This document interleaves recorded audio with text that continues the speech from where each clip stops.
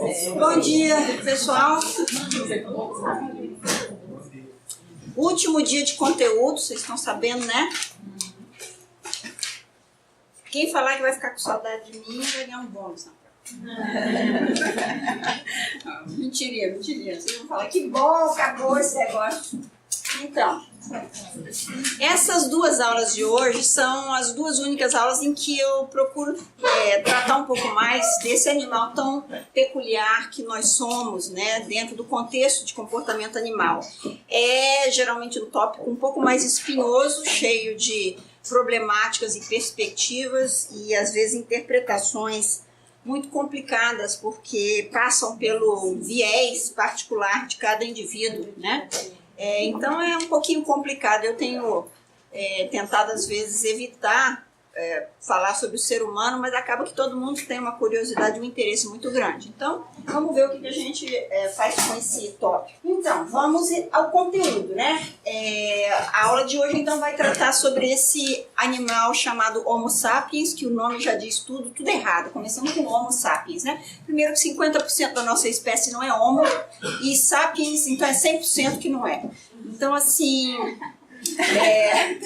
já começa, a minha perspectiva já começa embasada sobre esse conceito um pouco negativo sobre a nossa espécie, mas mesmo assim é uma espécie diferente, uma espécie especial, sob muitas perspectivas. E a gente vai falar um pouquinho sobre a evolução cultural da nossa espécie, que tem muito esse jogo de cultura, o que é cultura, o que é social, o que é cultural, o que é biológico. Na verdade, eu como bióloga que sou, eu acredito muito que existe uma base biológica praticamente para tudo que é cultural, ou seja, a biologia veio antes da cultura. Então, essas duas aulas aqui, eu acho que eu jogo um pouco pesado no sentido de ser um pouco a minha visão, baseado em 35 anos de estudos sobre comportamento animal. Então, eu interpreto o comportamento humano muito do ponto de vista da perspectiva evolutiva, né? Então, a gente tem que levar em consideração que tudo que a gente fala numa aula sobre comportamento humano, a gente está falando de modo mais geral, são médias, são padrões mais gerais e não necessariamente padrões individuais. E eu gosto de ter essa interpretação evolutiva, essa perspectiva, porque muitas vezes surgem dúvidas sobre um comportamento ou outro humano e a gente fala, nossa, mas por que evoluiu isso, né? Como é que surgiu esse comportamento? Então essa perspectiva evolutiva ajuda a entender esses comportamentos. Outra coisa muitos comportamentos, quando a gente pensa como que possivelmente evoluíram, se a gente tem esse viés da aptidão individual, a gente tenta entender como que um comportamento pode ficar padronizado ou se estabelecer numa população humana. Se a gente entender por que a aptidão individual pode estar envolvida na evolução desse comportamento, traz à tona uma compreensão melhor sobre o comportamento. A outra coisa também nós como animais com uma cognição, né, um cérebro muito evoluído para essa parte cognitiva que evoluiu mais recentemente, nós somos o que a gente poderia chamar de um animal moral. Ou seja, a moralidade em si é uma característica biológica também e não existe só na nossa espécie. Então, as raízes da moralidade, digamos, evoluíram em outras espécies menos evoluídas, entre aspas, digamos, que não tem uma cognição tão sofisticada, né? E consciente, ou seja, nós temos uma consciência da nossa própria existência, dos nossos comportamentos, das decisões que nós tomamos. Então, como que a gente utiliza a compreensão de que nós somos animais desse tipo, como é que nós podemos utilizar essa perspectiva? Não só para entender, como também para melhorar, né? E finalmente, se o comportamento individual, que às vezes é adaptativo para o indivíduo, a gente pode se questionar sobre ele gera ou não benefícios a nível da sociedade. Muitos comportamentos, aqui tem um conflito entre o que é adaptativo para o indivíduo, o que pode gerar ou não benefícios a nível da sociedade. Tá? Então são só dúvidas e perguntas que vão surgindo, às vezes vocês podem, a gente está aqui para conversar, para debater, para explicar, né? Então vamos falar sobre um primeiro enigma do comportamento humano. Ninguém nega que na nossa espécie existem atos de altruísmo. Nós falamos sobre a evolução do altruísmo, em grande parte baseada sobre questões de parentesco, né? Evolução da cooperação com base no parentesco. Mas a nossa espécie exibe com uma frequência enorme altruísmo que não é necessariamente um altruísmo que tenha base sobre essa questão de elos de parentesco, né? Então, vamos pensar um pouquinho sobre isso, porque essas duas palavras aqui geram respostas automáticas emocionais, às vezes complexas nas pessoas. Atos que são altruístas e como que eles podem ser considerados ou não altruístas ou egoístas. Essas duas palavras são bem complicadinhas. Então, vamos pensar numa questão aqui que é comum em sociedades, que seria a doação, por exemplo, de sangue e de leite. Tá? Bancos de sangue, bancos de leite, todo mundo já ouviu falar, sabe como é que funciona? Então a gente pode se perguntar, nesse caso aqui, tá? Os doadores, tanto de sangue quanto de leite, não têm elos de parentesco nenhum, né, com os indivíduos eventualmente que iriam receber, ou geralmente, o sangue. Mesmo quando você, por exemplo, é convidado a doar sangue, se você vai fazer uma operação, uma cirurgia, muitas vezes o hospital solicita que você leve 2 ou 3 doadores de sangue. Não necessariamente para você, mas para subsidiar o banco de sangue deles, né? Ou seja, a pessoa que está recebendo, fazendo essa cirurgia, não necessariamente nem conhece quem que doou sangue para essa cirurgia. Então não tem elos de parentesco. Também não tem elos de reciprocidade, né? Você vai lá doar sangue, aquela pessoa que recebeu o seu sangue, no futuro, ela vai te doar sangue de volta? Não, você nem sabe quem são essas pessoas. Então aqui nós eliminamos duas rotas, digamos, possíveis, em que a gente discute a evolução da cooperação e do altruísmo em animais sociais, né? Então a gente pode perguntar, como que funciona aqui, né? Qual é a rota que segue para que tal coisa funcione? Qual é o mecanismo? A gente pode pensar no custo e no benefício disso daí. Então, o que vocês sugerem como sendo uma boa explicação para a existência de padrões culturais desse tipo de doação de sangue, doação de leite, ou até mesmo doação de órgãos, né? O custo é muito baixo?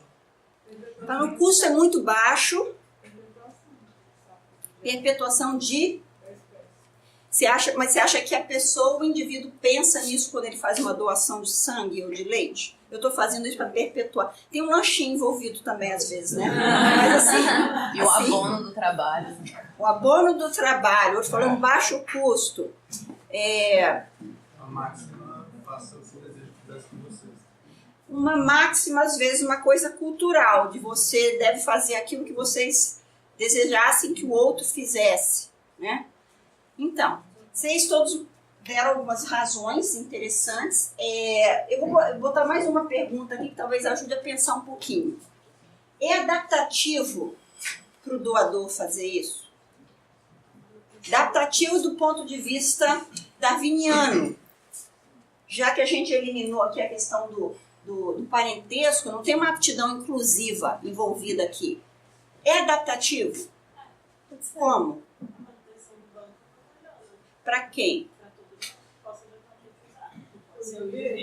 Pode ser o indivíduo. Eventualmente. Ou a família dele. Vocês acham que isso pesa? Vamos pensar. Eu acho que é adaptativo no sentido do grupo. Se você doa sangue, você tem a expectativa de que outras pessoas doem. E como o grupo vai sair melhor se todo mundo contribuir, então acaba sendo adaptativo para quem está contribuindo também. Se for o caso daquele indivíduo realmente achar que outros farão o mesmo que ele está fazendo, não é verdade? Mas também tem toda a questão de como as pessoas veem. A gente doa e depois logo após já posta foto no Facebook. E todo mundo então botou o dedo numa coisa muito interessante, tá? Você botou o dedo numa coisa muito, muito interessante. Eu vou mostrar para vocês uma hipótese aqui que resgata isso que você está falando aí, que é interessante. Como testar, né, essa questão de evolução de atos altruístas desse nível, como exemplificar, doação de leite ou de sangue. Então, o Alexander é um cara que trabalha muito com a evolução da socialidade. Ele já morreu, é um cara que tem muitas e muitas publicações clássicas sobre a questão de evolução da cooperação. E ele propôs a seguinte hipótese sobre a evolução desses tipos de comportamentos. E, particularmente, ele usou doação. E ele testou isso. Então, a doação é uma maneira que o indivíduo tem de mostrar que é cooperativo e altruísta numa sociedade que valoriza tais comportamentos. Tá?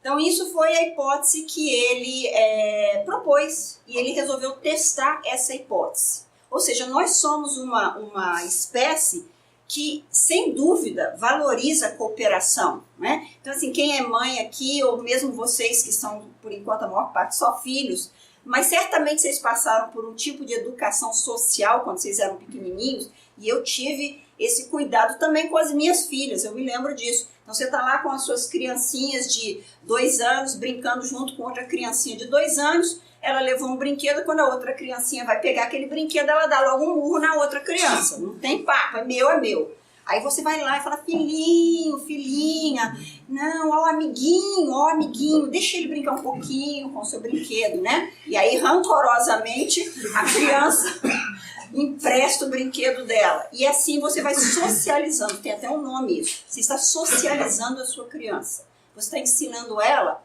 a ter comportamentos ditos altruístas que levarão ela a ser aceita pelo grupo de uma forma melhor, né? Então, o que o Alexander fez para testar essa hipótese?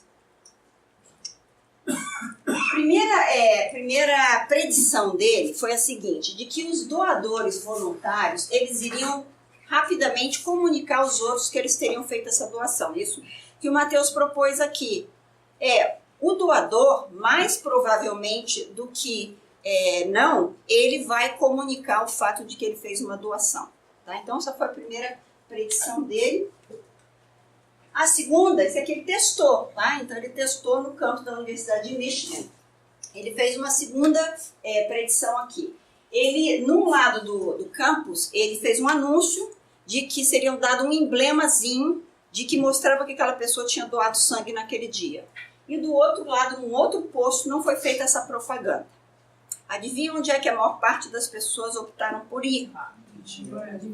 Que tinha um emblemazinho, né? Mostrando que essas pessoas tinham doado sangue. Outro anúncio aqui, então foram vários experimentos diferentes que ele fez. O outro foi o seguinte, que ele anunciava num local de que aquelas pessoas que doassem sangue ali no futuro teriam o acesso a sangue facilitado. Não necessariamente, obviamente, de quem doou, mas o acesso, de modo geral, mais facilitado. Um certificado que garantisse aquelas pessoas acesso a sangue. Então, isso aqui testava uma outra coisa um pouquinho diferente.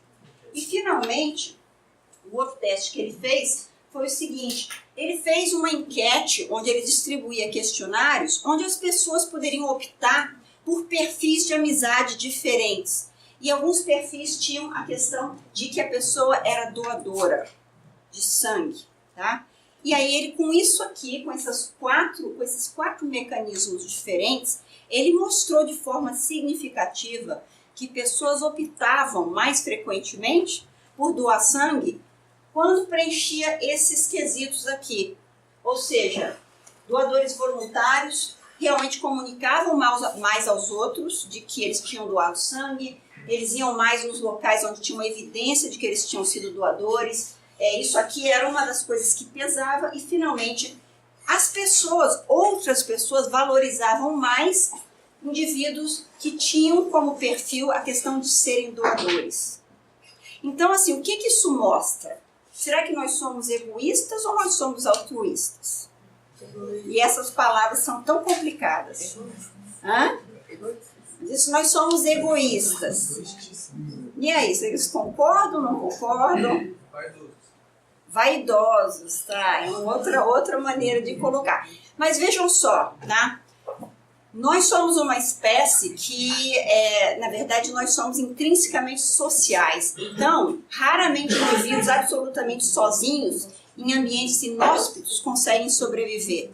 Então, dentro do contexto da nossa espécie, é muito valorizada essa questão mesmo do social, a socialidade, a cooperação, o altruísmo é valorizado. E se é valorizado, precisa, obviamente, tanto através da educação quanto através da regulamentação de comportamentos individuais, que essas coisas ocorram, tá? Então, assim, essas palavras de egoísmo e altruísmo, eu deixo em aberto. O que é que nosso comportamento é? É um comportamento que se adequa à nossa espécie, dentro do nosso contexto evolutivo. Tá? Mas eu achei bem interessante a maneira que ele testou. Então, deixando de lado um pouco a questão da evolução por si só, da cooperação e do altruísmo, tem uma outra coisa que a gente pode considerar, que eu queria chamar a atenção nessas duas aulas, que é essa questão entre cultura, né, e a biologia. Será que tem um conflito entre esses dois conceitos? E o que eu enfatizo aqui nessas aulas é basicamente que a cultura, ela tende a reforçar coisas que são biológicas. Raramente você vai ver uma tradição, uma coisa cultural que seja contrária ao que é biologicamente interessante do ponto de vista individual, da aptidão individual. Então, eu vou dar alguns exemplos sobre isso. Tradições culturais, tá? De modo geral, e é claro que nós temos aqui exceções, então eu sempre penso numa das exceções, eu particularmente acho que é uma exceção, mas eu não sei se vocês conhecem rituais, por exemplo, que eram dos povos indígenas mexicanos, dos astecas, os rituais de jogos onde o ganhador era sacrificado, basicamente, né? E eram geralmente pessoas muito jovens, adolescentes de 18, 19 anos, que disputavam guerras na medida de um esporte mais violento, mas o ganhador disso daí, ele era sacrificado, ele era morto. E era uma grande honra. E eu sempre penso, uau, essa é uma tradição cultural aí que é um pouco destoante. Aí você tem que pensar na aptidão inclusiva, a família dele era glorificada, ele se sacrificava e a família dele atingia um status enorme. Então tinha uma pressão familiar muito grande para que os jovens participassem desse tipo de disputa, tá?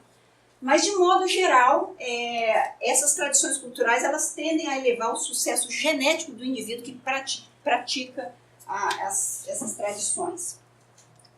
E de modo geral também, até porque são duas questões muito fundamentais, tanto para a sobrevivência quanto para a reprodução de modo geral, mas muitos desses rituais culturais, eles envolvem agressão e reprodução, que são coisas intrinsecamente ligadas também. Então eu quero, nessa primeira aula, eu vou falar um pouco sobre a questão da agressão, né, ritualizada, e depois na aula, depois do almoço, eu vou falar mais sobre a questão da reprodução.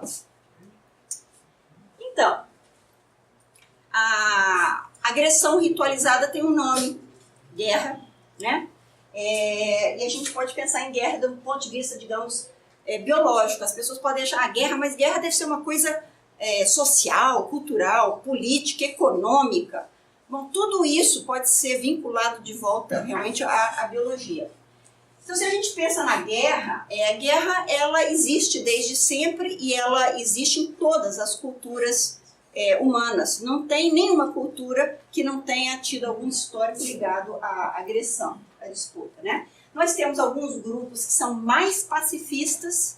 Então a gente pode pensar, por exemplo, nos esquimós e nos pigmeus africanos, bem distantes, né, geograficamente, culturalmente independentes, não tem nada um a ver com o outro, e são grupos realmente com pouquíssimas disputas, e a gente pode até depois tentar dar uma olhada para ver por que esses grupos aqui seriam considerados, ou quais seriam as possibilidades para que o pacifismo fosse mais, digamos, típico, né? E nós temos grupos combativos também, que são tipicamente envolvidos sempre em disputas e guerras.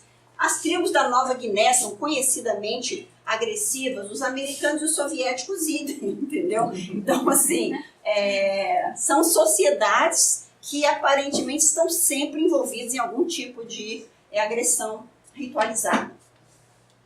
Quais são as perspectivas que a gente pode ter sobre isso em termos evolutivos, né? O que vocês acham? Por que a agressão seria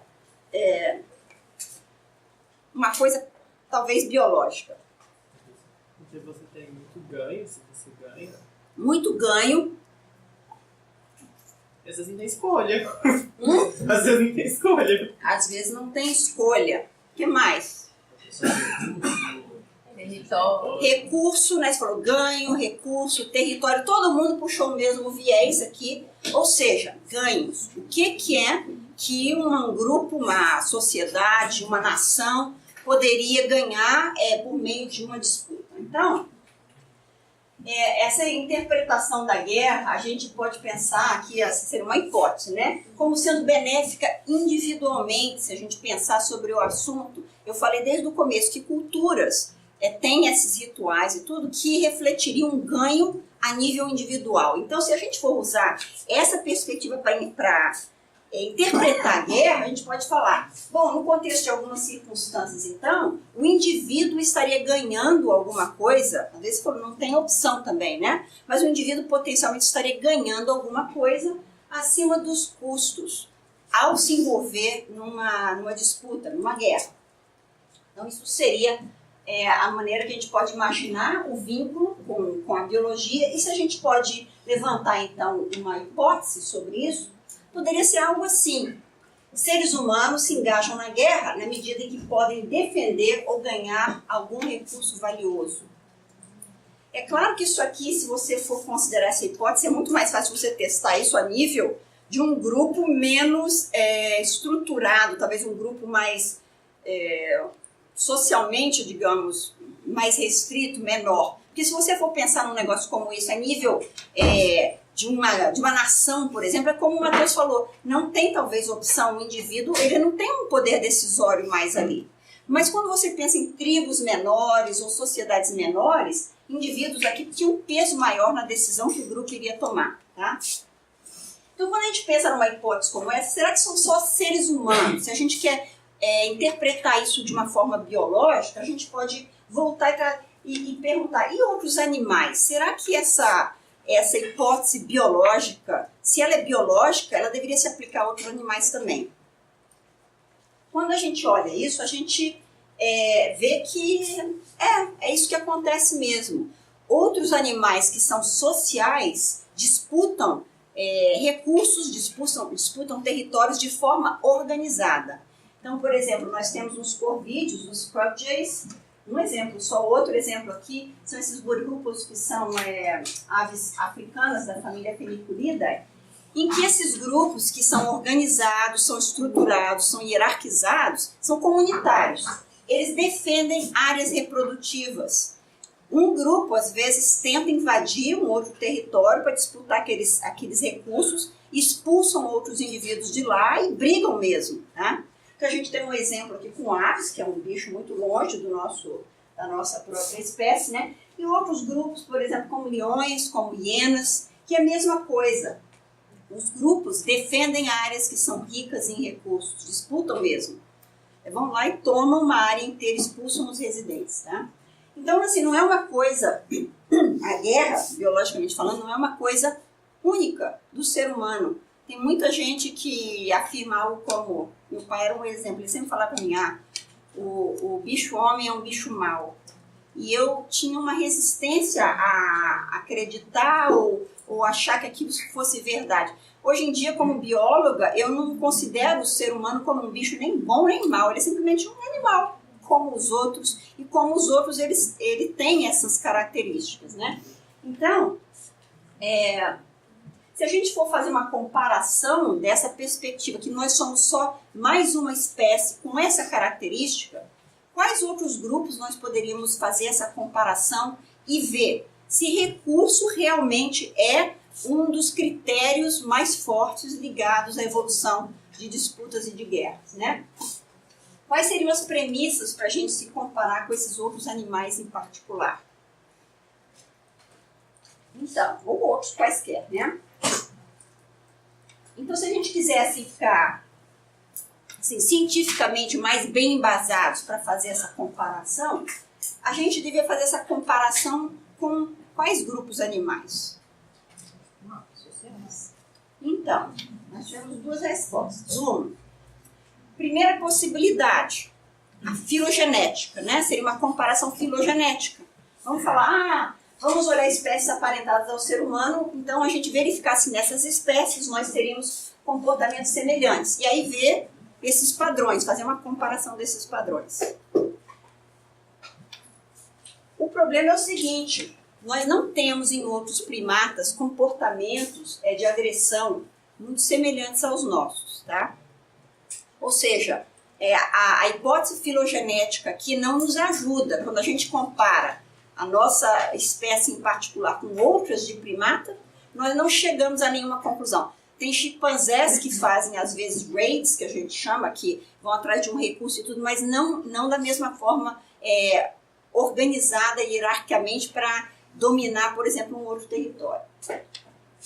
E a outra possibilidade seriam espécies que não são aparentadas filogeneticamente, mas que têm convergências em termos de comportamento por causa de pressões seletivas ecológicas. Então, nesse caso aqui, a gente pode olhar para espécies muito diferentes, se for o caso, mas que resolveram algum problema de uma forma semelhante à nossa, ou seja, onde pressões ecológicas levaram a soluções semelhantes. Tá?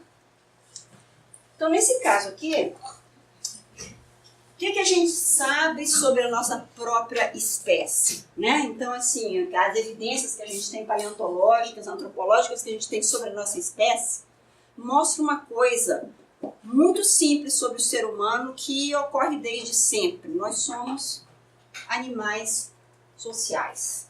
Tá? Assim, as evidências mais antigas que nós temos sobre a nossa espécie mostra isso, que o ser humano não era disperso em pares e nem indivíduos. Sempre as evidências mostram que o ser humano vivia em bandos. Bandos pequenos, mas bandos.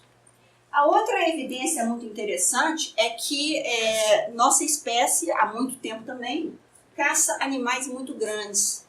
Né? Então são duas coisas bem particulares sobre a nossa espécie. Quando a gente pensa nessas duas características, que animais isso chama assim? Lembra? Leões, o que mais? Hienas, lobos. Ninguém gostou da comparação com hiena? Ué, mas enfim, as comparações aqui nos levam a um grupo em particular que nós somos ecologicamente mais semelhantes, né? Nós somos parecidos com carnívoros sociais. Carnívoros sociais vivem em bandos, tipicamente caçam animais que chegam até 6 ou 7 vezes o tamanho do indivíduo. Então nós temos essas características bastante semelhantes, né? Então seriam realmente leões, cachorros selvagens, hienas, etc. Carnívoros sociais. Quando a gente olha isso daqui, a gente começa a entender que essas duas características aqui estão intrinsecamente ligadas à agressão também, à mobilização, à agressão de grupos contra outros grupos para a obtenção de recursos que geralmente são defendidos de forma territorial. São semelhanças bastante parecidas. E na nossa espécie, obviamente, a gente tem inicialmente um bandozinho suplantando outro bando num território mais rico, expulsando outro bando para tomar conta dos recursos. A própria origem da nossa espécie em particular tem alguns questionamentos sobre quais outras espécies de Homo, né? Nós não fomos a única espécie de Homo, nós somos a espécie Sapiens e havia outras espécies de Homo no planeta na época em que a nossa espécie surgiu. Existem muitas hipóteses sobre o fato de que a exclusão competitiva levou essas outras espécies à extinção. Então, essa questão de agressão organizada, né, que tem o nome de guerra, a gente pode, então, usar essas premissas de que tem custos e benefícios, territórios a serem ganhos, recursos a serem conquistados, para tentar entender como que sociedades diferentes ou grupos diferentes evoluem para a guerra ou para o pacifismo. que eu acho que é uma perspectiva interessante da gente ter no nosso planeta, que afinal de contas hoje em dia o planeta é pequenininho, né? Para a gente entender o que pode acontecer. Então vamos fazer algumas comparações aqui mais históricas, né? Olhando para trás, como é que a gente pode fazer essas comparações? Então vamos ver uma comparação de tribos indígenas norte-americanas, onde se tem um acúmulo, digamos, de dados, de a história mesmo sobre como que as coisas funcionaram. Então, quando a gente faz essa comparação, historicamente na época em que os Estados Unidos, por exemplo, foram né, povoados, né, etc., era conhecido e sabido que haviam tribos na costa oeste dos Estados Unidos, ao longo da Califórnia, do Oregon, ali naquela parte toda marítima, né? Que eram tribos extremamente agressivas. E aí a comparação se fazia muitas vezes com as tribos que viviam no interior dos Estados Unidos, nas pradarias. E essas tribos eram tidas como mais pacíficas, ou seja, era mais fácil para os colonizadores negociarem, etc., com essas tribos do interior do que era com as tribos agressivas. E mesmo entre elas, eram conhecidamente também guerreiras, essas tribos aqui, que viviam em guerra, e essas tribos aqui não. Né? E aí se pergunta aqui, mas por que isso? Como que a localização geográfica pode gerar, ou não, pode estar associada, né? Porque não é necessariamente uma coisa causal. Ou depende, mas o que vocês acham? Por que tem de diferente, possivelmente?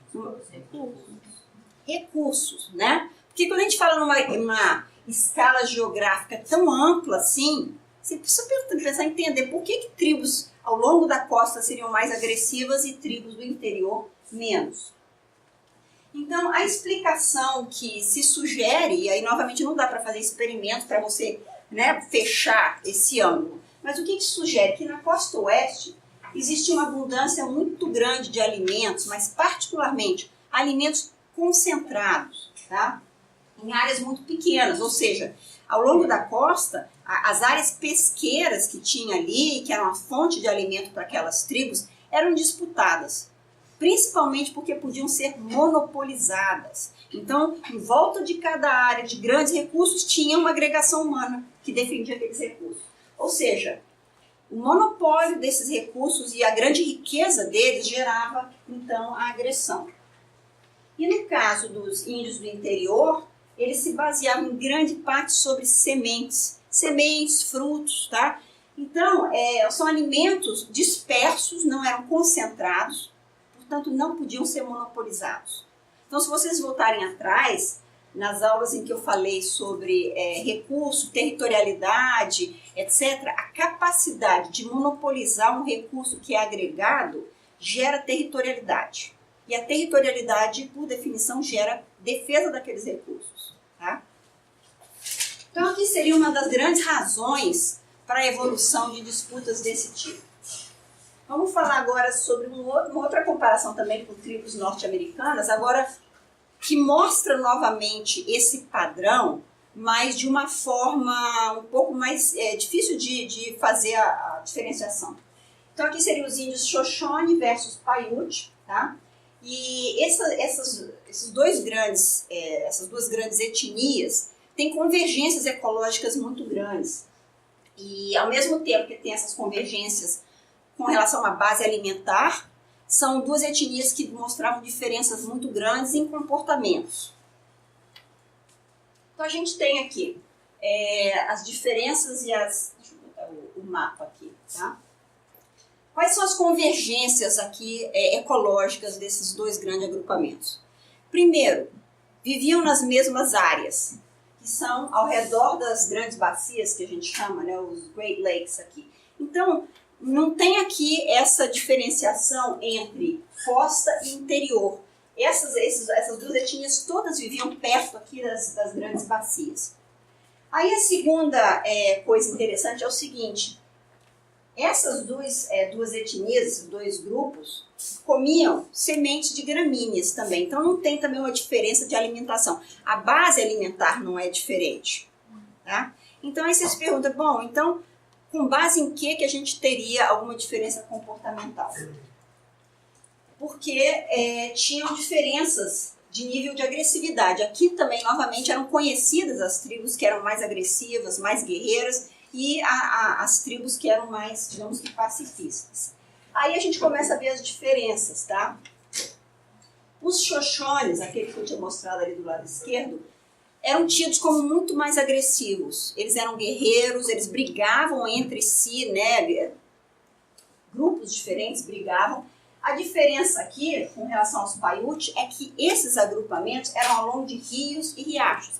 Eles tinham realmente povoados ao longo de rios e riachos. E aí o que acontece? Quando você olha a base alimentar desses grupos, a base alimentar deles, que era semente, era previsível aqui, por causa do nível de umidade que tinha ao redor desses rios e riachos. Então, o que acontece? Com base nisso, na possibilidade de monopólio, de cultivo, inclusive, de sementes, essas vilas elas eram cooperativas e elas defendiam seus territórios. Então, você tem aqui um recurso, sementes, que é um recurso monopolizável nesse caso. E aí, quando você compara isso com os Paiutes, que eram bem mais pacíficos, tudo bem, eles comiam sementes também. Só que essas sementes eram dispersas e não previsíveis. Então, isso eram grupos que não viviam ao longo de rios. Eles viviam nas pradarias ali ao redor, né, daqueles grandes lagos, mas eles eram nômades, eram pequenos grupos familiares que dependiam de seguir aonde estava tendo uma floração, onde estava tendo semente, eles iam lá. Mas eles não conseguiam monopolizar o recurso.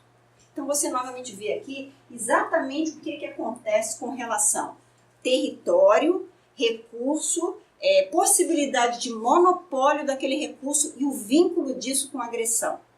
Então nós não somos uma espécie diferente das outras. Nós evoluímos para a cooperação e socialidade, geralmente na defesa de recursos e com base numa territorialidade. Então, se a gente for olhar, tem outras questões envolvidas, tá? Então aqui eu dei para vocês digamos que um substrato para pensar sobre a evolução de agressão ou de guerra com base em recursos. Mas não é só isso que determina a possibilidade, digamos, de guerra ou de agressão. Existem outras coisas também.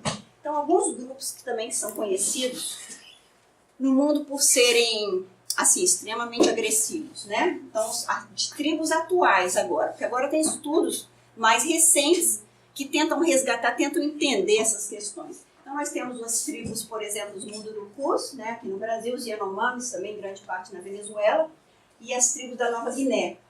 São todos grupos que são tidos como extremamente guerreiros, extremamente agressivos, tem uma taxa muito alta até de mortalidade ligada à agressão nesses grupos.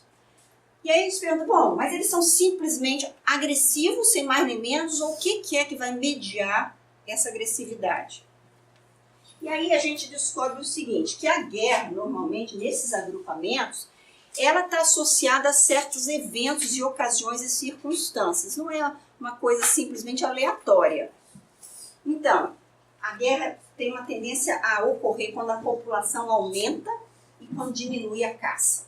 Tá? Então, novamente, a gente pega o viés aqui aqui não é semente, não é peixe, mas está ligado à densidade populacional e à base alimentar do grupo. Nessas circunstâncias, então, a guerra aconteceria. Com relação aos Yanomamis, em particular, tem bastante informação que eu acho bem interessante. Tem um livro muito legal, antigo já deve estar bem desatualizado, mas é um livro muito legal, chamado The First People, de Napoleão Chagnon. E nesse livro tem alguns dados bastante interessantes, mas que a mortalidade é muito alta em guerra para esses agrupamentos. Isso foi, claro, nos anos 60, 70, né? Não sei hoje em dia como é que está a situação, mas que cerca de 33% dos homens morriam em guerras, em batalha. É altíssimo, é uma taxa assim, estupidamente alta, se a gente for comparar isso com outras sociedades humanas. E 7% das mulheres. E ele propõe que seria o povo mais combativo do mundo. E aqui, novamente, ele faz toda uma resenha, né? Ele não é biólogo, mas assim, se você pesca no livro esses dados sobre como é que esse povo guerreava e como é que eles entram em disputas, você vê que tem um vínculo muito forte a questão de densidade populacional e alimentação. Bom, então aqui, a base alimentar tá, mas como é que esses povos ou essas tribos direcionam a guerra ou direcionam a agressão? Tá? Então tem alguns outros viés interessantes aqui também, que seriam os viés de parentesco e reciprocidade. Tá? Então a guerra não é necessariamente uma coisa aleatória, especialmente numa espécie que nem a nossa que pensa, né, bastante. Vamos fazer uma guerra, tá faltando comida, vamos fazer uma guerra para obter mais comida. Onde que nós vamos fazer essa guerra? Contra quem? Quando? Por quê? Tá? Então tem todos os viés que vão modular esse negócio aí. Primeira coisa que entra em consideração em grupos menores, tá? É o grau de parentesco que vai modular o comportamento de agressão. Vamos ver, vocês acham que o Brasil teria uma grande possibilidade de entrar em guerra, por exemplo, contra Portugal? Nós temos um afeto, né, por Portugal, né? Não tem? Um pouquinho? Pô, olha que fazem, né, 5 séculos. Mas mesmo assim nós temos um aconchego, né, com Portugal. Um afeto, um vínculo afetivo emocional. Mas às vezes esse vínculo afetivo e emocional pode ser muito próximo, né? Não tem nem 5 séculos, pode ser assim. 2 anos atrás, a fulaninha aqui da tribo casou com fulaninha de não, eu tenho uns netos que vivem naquela outra vila ali, naquela outra tribo, não, a minha tia mora lá. Então, a gente sabe que isso aqui vai modular as coisas de uma certa forma, esse grau de afetividade. E geralmente, o que a gente percebe, os estudos mostram que os grupos mais pacíficos que nós temos no planeta têm um alto grau de parentesco, uma endogamia desses grupos que é muito grande. Então, se você for computar aquele R, coeficiente de parentesco, entre indivíduos, por exemplo, aborígenes da Austrália, esse R é lá para cima, os vários agrupamentos ali. Então, o endocruzamento ali é muito grande, assim como para os esquimós. Tá? Então, o que quer dizer esse R sendo alto, coeficiente de parentesco? Quer dizer que realmente naquela vila ali próxima, e você pode até computar esse R e ver uma correlação desse R com a distância entre agrupamentos. O R do pessoal dessa vila aqui é muito alto com relação àquela outra vila ali, e assim por diante. Ou seja, e eles mostram isso em estudos mesmo, que esses grupos mais agressivos, eles são sensíveis a parentesco. E aí, na hora de fazer guerra, eles realmente sentam e discutem esse problema. Vamos atacar a vila que tem menos parentes. Basicamente é isso. Então, vocês estão vendo que a biologia aqui chega lá, né? Tem, assim, até conceitos mais concretos, onde são quase que regras estabelecidas culturais. Por exemplo, os Tiv da Nigéria, que simplesmente eles atacam os grupos mais distantes. Então, a regra ali é uma regra básica. Não, é mais provável que nos grupos mais distantes tenha menos gente aparentada ao nosso grupo. É lá que nós vamos fincar nossa bandeira. Né? Então, e aqui os Yanomamis também fazem esse tipo de coisa, né? Eles contam o número de parentes nas vilas para saber onde é que eles teriam maior chance de atacar uma vila sem causar injúria ao maior número de parentes. Então tem umas coisinhas assim. Tá, então isso aqui seria uma possibilidade onde você vê como que a biologia também está vinculada a essa questão de modular a agressividade. E a outra possibilidade que não é biológica nesse sentido, é mais econômica do que qualquer coisa, mas a gente explica a evolução da cooperação também por outros meios, né? É a reciprocidade nas relações aqui sociais, né? Isso daqui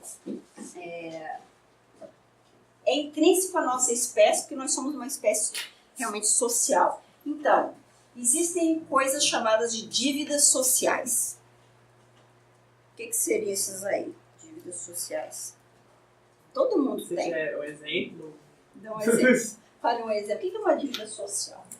Assim, no nosso contexto de vida.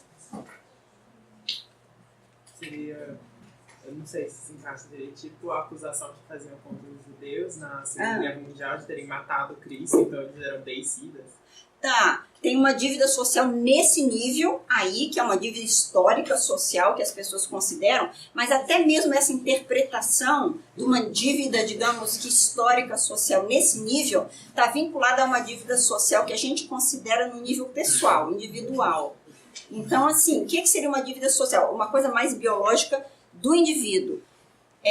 Seria uma coisa que o indivíduo faz por você e você se sente mais tarde na obrigação de ter uma reciprocidade. Às vezes tem uma coisa que o indivíduo faz que você não gostaria que ele fizesse, porque você vai se sentir endividado com aquela pessoa mais tarde. Um favor que alguém faz, às vezes é um favor que é solicitado, mas que você então fica endividado socialmente com aquela pessoa. Todo mundo já passou por essa situação, né, de endividamento social. E a níveis mais, assim, maiores, seria isso que Mateus deu como exemplo, que uma cobrança de uma dívida histórica, né? Os indígenas, praticamente todos da região que foi colonizada, por exemplo, por hispânicos, foram dizimados completamente, entendeu? Então é uma dívida, digamos que histórica, talvez, e que isso aí seria mais ou menos com base nisso. De qualquer forma, essa questão da dívida social, da reciprocidade, ela funciona para mediar a guerra também. E é uma coisa interessante, que são boas de uma certa forma, né?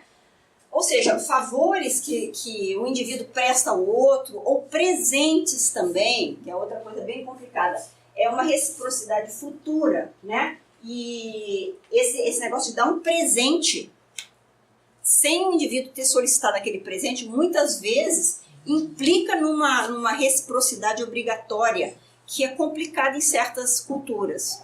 Então, por exemplo, em muitas culturas tradicionais indígenas, o presente é oferecido sem nenhuma solicitação para aquele presente acontecer. E é uma cobrança imediata. Você recebe um presente. Se você receber um presente numa tribo qualquer que você for visitar, você está automaticamente ali prescrito a retribuir aquele presente antes de você ir embora. E vai ter uma cobrança, tá? E assim, é uma coisa bem curiosa isso, porque o meu pai, que era aviador e passava por muitas tribos, né, da FAB, então ele pousava numa vila, noutra no Brasil, eles distribuíam correio, não sei quantos vocês sabem que a FAB distribuía correio, por anos e anos e anos a FAB é que distribuía correio no território nacional, então onde pousava, às vezes pernoitava numa vila, em outra, meu pai sempre contava que quando ele chegava num lugar desse, eles andavam armados, eles pegavam imediatamente as armas, tiravam a munição e entregavam para o índio, que era a expectativa que existia na tribo. E aquela arma passava 2 ou 3 dias, passando pelas mãos de todo mundo na tribo, que achava uma maravilha aquilo ali, sem munição, para depois eles tentarem resgatar a arma discretamente e pegar de volta antes de viajar de novo. E era obrigatória essa oferta de um presente quando se chegasse ali.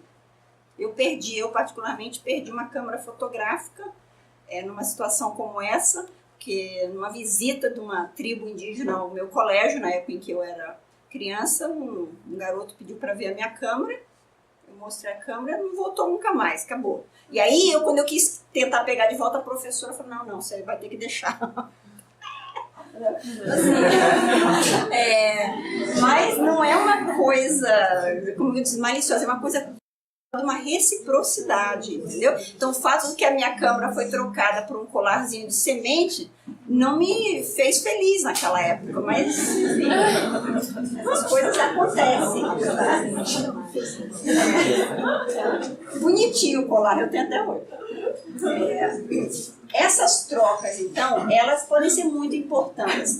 São trocas, às vezes, que implicam ou determinam a paz ou a guerra entre dois grupos. Então, um exemplo que eu tenho aqui desse tipo de coisa, é ruim, né? Essa luz aqui não dá para ver direito as coisas. Apaga aí para ver se dá para ver aqui melhor essa Essas fotos são umas fotos interessantes. Não sei se melhora ou não.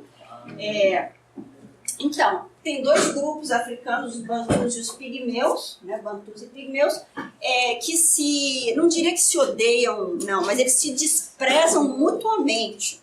Assim, as piadas que são contadas, se a gente pudesse entender alguma coisa, pelos bantus são todas sobre pigmeus e dos pigmeus são todas sobre os bantus, tá? Mas existe um respeito mútuo ali que é baseado na troca de produtos. Então os bantus dependem dos produtos que são providos pelos pigmeus e vice-versa. Então apesar deles se desprezarem mutuamente e terem as suas piadas culturais ali uns sobre os outros, eles vivem em paz. E vivem em paz porque eles dependem uns dos outros. Então aqui é uma troca, uma reciprocidade mesmo de mercadorias, né?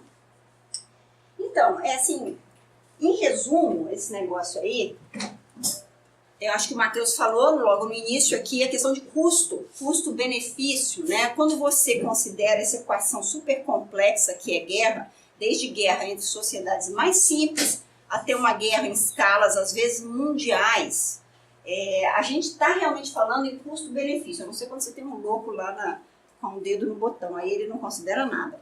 Por isso que o problema de ter malucos como dirigentes é muito complicado, porque eu acho que eles não levam em consideração essa equação muito importante aqui. Qual é o custo, qual é o benefício, né? Eu penso no Trump, claro, né? A gente não pode deixar de pensar aquele maluco. Ele tem um bunker dele, né? Ele pode apertar o botão e vai para o bunker, ele só está interessado na própria pele dele, então não interessa o resto. Enfim, a gente também tem que considerar, né, quando faz essa equação de ganhos potenciais, não é só o ganho imediato que pode entrar nessa equação, e sim, o que seria um ganho potencial? Um país que está insular, né, que não tem acesso ao mar, tudo bem, eles podem guerrear com um outro país ali que vai liberar para eles um acesso a portos, ao mar, etc. E os ganhos potenciais seriam a longo prazo, né, de ganhos de produtos, etc. Riscos de perdas e danos, vamos considerar o inimigo. Qual é o risco que esse inimigo impõe a nós? Seria uma outra coisa que seria considerada. A outra seria essa questão que eu falei para vocês, a perda potencial de aptidão inclusiva, então vínculos históricos, né, de colonização, etc., vão mediar isso aqui, mesmo considerando, por exemplo, eu falei aqui em Portugal para vocês, mas esses vínculos históricos, por mais distantes que sejam, em grande parte vão impedir que ocorra uma disputa, uma agressão, uma guerra. Eu fico pensando naquela guerra que teve das Malvinas, que teve da Inglaterra com a Argentina, né? Aquilo jamais teria acontecido, por exemplo, realmente entre Portugal e Brasil, se fosse alguma coisa desse tipo. Não acho que poderia ter acontecido. Mas quando a gente tem dois grupos tão diferentes, como Inglaterra e Argentina, a possibilidade aumenta, tá? E perda potencial de benefícios da reciprocidade. A troca comercial aqui é muito importante. Então, hoje em dia, no mundo, eu acho mais do que qualquer coisa, tem essas duas possibilidades aqui que são muito importantes, risco de perdas e danos, a perda potencial de benefícios comerciais e econômicos mesmo. Cada vez mais esses laços de economia, né, fazem com que os países fiquem intrinsecamente ligados. Se você destrói o seu inimigo, você não gosta dele, mas com isso você destrói todo, sei lá, o investimento, o insumo que ele provê ao seu país, você também está dando um tiro no próprio pé. Então tem todas essas coisas aqui que podem ser muito importantes. Eu faço sugestões aqui de livros, essa primeira aula vai ser bem curtinha em comparação com a outra. E tem um livro que eu acho muito interessante, que eu recomendo aqueles de vocês que gostam mais dessa questão do comportamento humano, de considerar historicamente essa junção entre psicologia, sociologia, antropologia e biologia. Esse cara aqui é fenomenal e esse livro eu recomendo tremendamente, é do Steven Pinker. E esse cara aqui fala, né, que eu sou uma dessas pessoas que gosta de acreditar que o mundo está sempre tão perigoso como ele sempre esteve.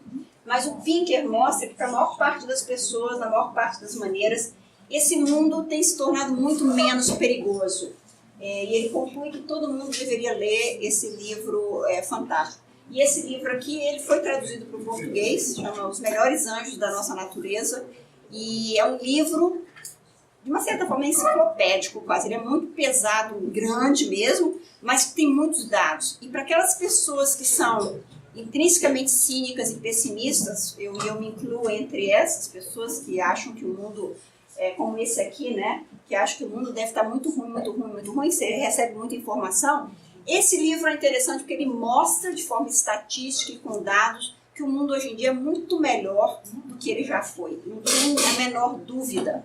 E ele mostra isso com dados, então ele me convenceu, porque a pessoa que só fala paz e amor, tá tudo ótimo, eu não consigo engolir, mas uma pessoa que mostra, né, com dados, aí me convence, então é muito bom. E tem essa revisão aí, essa crítica que foi feita no jornal do Guardian, ele fala uma coisa bem interessante. A chave para explicar o declínio da violência, como argumenta Pinker, é a compreensão dos demônios internos que nos levam para a violência, tais como vingança, sadismo e tribalismo. E os melhores anjos que nos guiam para o lado contrário. Devido à propagação de governos, ao grau de instrução, ao comércio e ao cosmopolitanismo, cada vez mais controlamos nossos impulsos, temos empatia com os outros, barganhamos ao invés de pilharmos, desmerecemos ideologias tóxicas e utilizamos nossos poderes de raciocínio para reduzir as tentações da violência. Com a mesma confiança e fervor intelectual que tornaram seus outros livros best-sellers internacionais e clássicos da literatura, Pinker irá forçá-lo a repensar suas mais profundas crenças sobre progresso, modernidade e natureza humana. Esse livro fascinante certamente será um dos mais debatidos do século até o momento. Então, assim, aqui fica Os Melhores Anjos da Nossa Natureza. Eu acho muito importante algumas coisas que ele fala aqui, até para, já que essas duas aulas são sobre natureza humana, comportamento humano, para que a gente faça uma reflexão sobre as coisas que ocorrem no nosso dia a dia. Eu vou dar um exemplo para vocês aí, provavelmente alguns de vocês têm acesso é um círculo acadêmico que as coisas também às vezes aparecem, mas todo mundo aqui acessa e tem noção do Facebook, né, com certeza. E há cerca de 2 semanas atrás aconteceu um evento em Ilha Grande, não sei quantos de vocês estão sabendo, está circulando por aí, uma colega minha que tem um programa há 25 anos, né, na Ilha Grande, é uma ornitóloga, ecóloga, Maria Alice, que é da UERJ, e ela lá tem um programa, ela trabalha muito na área de conservação de biodiversidade, etc.